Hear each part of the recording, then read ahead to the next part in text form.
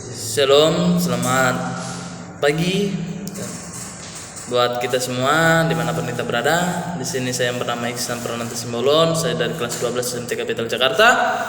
Di sini saya membawa renungan yang saya mengambil tema ketika Tuhan memurnikan hatimu, jalanilah dengan rela dan sukacita, yang terambil dalam ayat Alkitab 1 Petrus 1 ayat 6 sampai 7. Yang berkata demikian: bergembiralah akan hal itu sekalipun mereka sekarang ini kamu ketika harus berduka cita oleh berbagai pencobaan.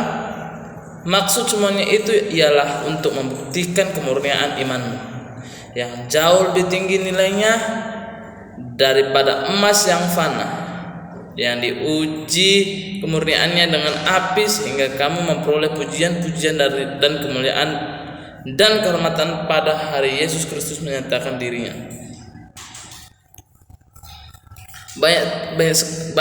Beberapa pria adalah pandai emas dengan pedagang dan beberapa adalah perajin perak. Tahukah kamu kalau Tuhan itu seorang perajin perak? Kita menggambarkan Dia sebagai Tuhan yang menguji hati kita. Dia mengatakan kepada kita di dalam kitab Wahyu, berkata demikian: Akulah yang menguji batin dan hati orang, yang diambil dalam Wahyu 2 ayat 23. Dia juga menggambarkan sebagai seorang pemurni dan pembersih yang hebat. Dia yang terus-menerus memiliki hati manusia dan yang membentuknya untuk diukir dan membuat kita menjadi sesuatu yang indah dan berharga.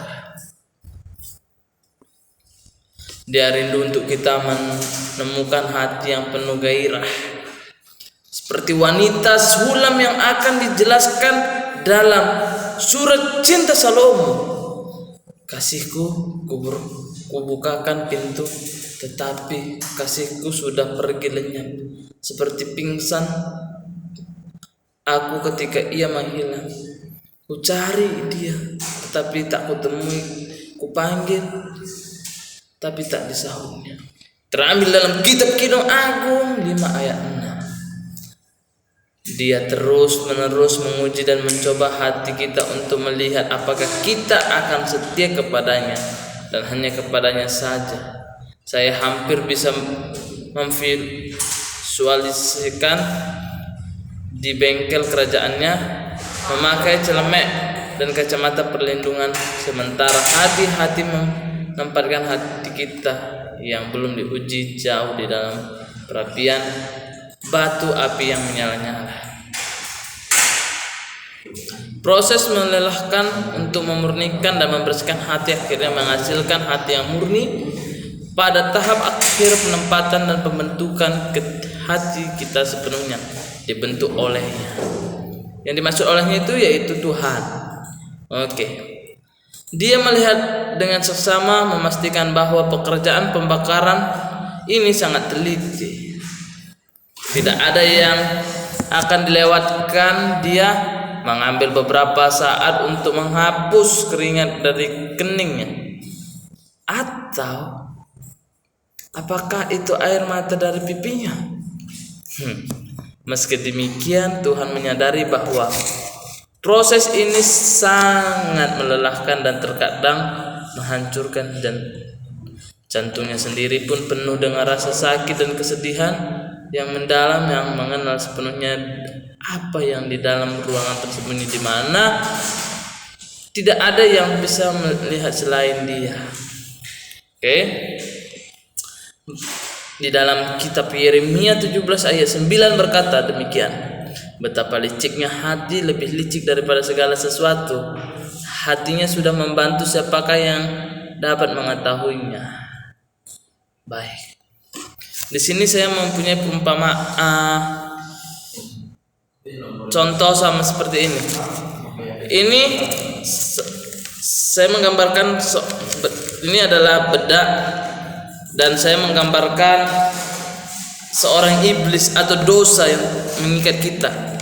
Dan sini saya mempunyai juga koin yang saya menggambarkan sebagai manusia, dan di sini saya mempunyai air yang menggambarkan Roh Kudus.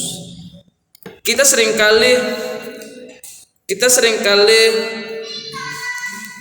luput dari dosa, yaitu luput dari jatuh ke dalam dosa. Pertama, ketika kita anak muda jatuh ke dalam dosa pencabulan.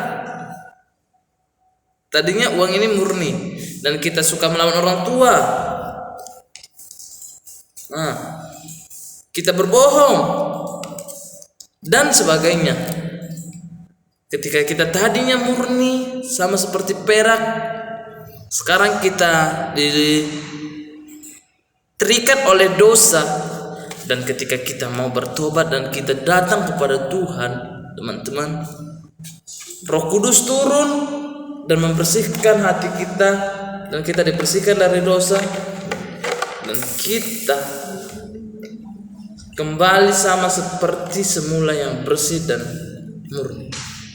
Oke teman-teman, sekian video dari saya. Saya mengucapkan terima kasih dan maaf jikalau ada salah kata ataupun tingkah laku. Shalom.